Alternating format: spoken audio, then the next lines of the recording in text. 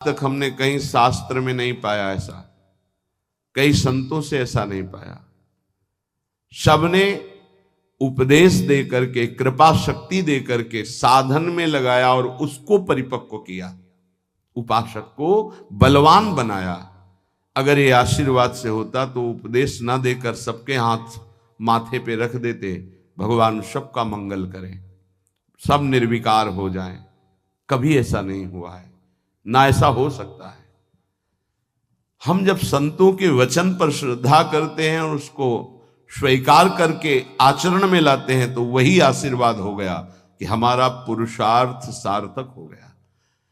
हमारा प्रयत्न गुरुदेव के वचनों के अनुसार, प्रयत्न की शक्ति गुरु कृपा, तो आगे जो भक्ति का रंग वो गुरु कृपा, मोक्ष जो वो गुरु कृपा, भगवत साक्षात्कार गुरु कृपा।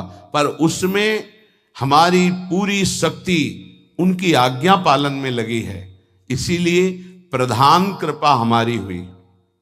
हम प्रधान कृपा अपने ऊपर नहीं करते, और तो सहायक कृपा सब है।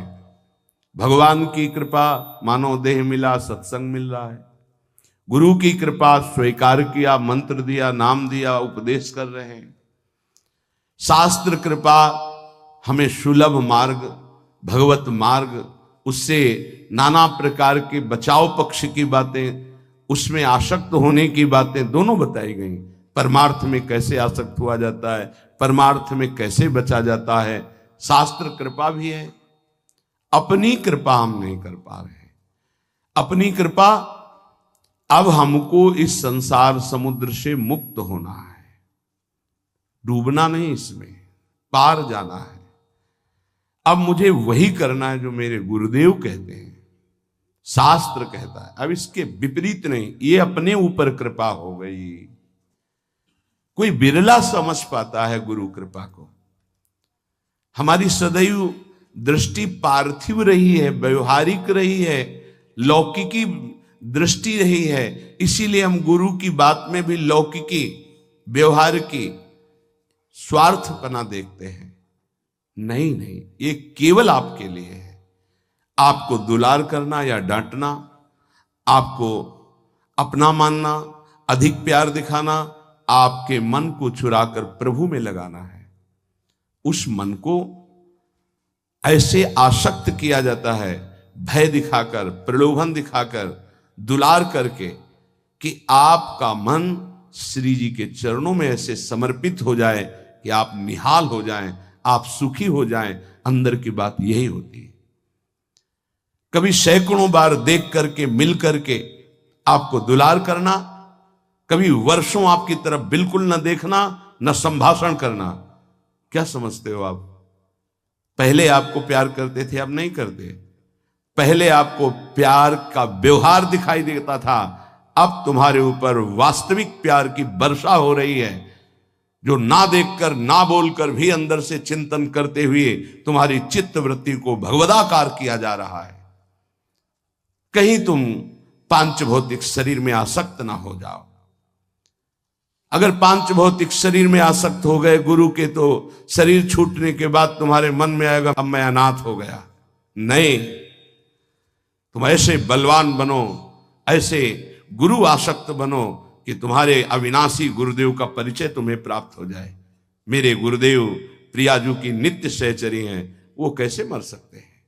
वो हमारे भाव में हैं, वो हमारे संग हैं, हमारे आसपास हैं, वो जागृत में हैं, वो स्वप्न में हैं, वो सुषुप्त में हैं। मैं कभी अपने गुरुदेव से एक पल भी अलग नहीं होता।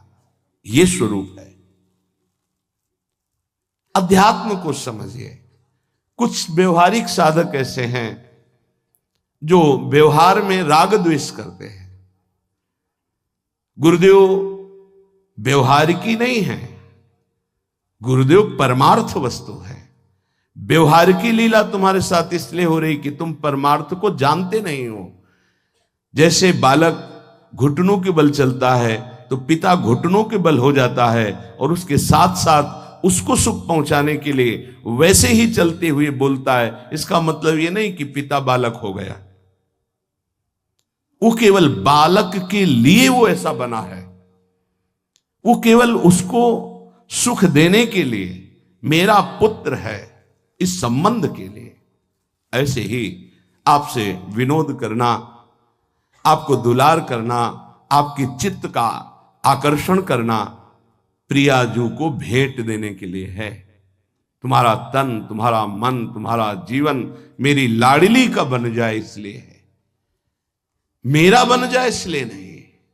मेरा तो मेरा भी तन मेरे को प्रिय नहीं, तुम्हारा तन कैसे प्रिय हो सकता है? मेरा तो मेरा मन प्रिय नहीं, तुम्हारा मन कैसे दुलार करने के योग्य हो सकता है? इस रहस्य को समझोगे तो परमार्थ के दिव्य पथिक बन जाओगे। मन, तन, प्राण और मैं स्वयं प्रियालाल का हूं। अब हमको इसकी कोई परवाह नहीं कि मेरा मन क्या कहता है, मेरा तन क्या करता है, मेरे प्राण रहे कि ना रहे, मेरी गति बने कि ना बने। अब इस पर ऐसे उपासक के हृदय में ज्यादा समय नहीं लगता और भाव का प्रकाश कर देते हैं आचार्य, इष्टदेव, गुरुदेव। तब वो हृदय के नेत्र जब खुलते तो इन नेत्रों में प्रकाश होता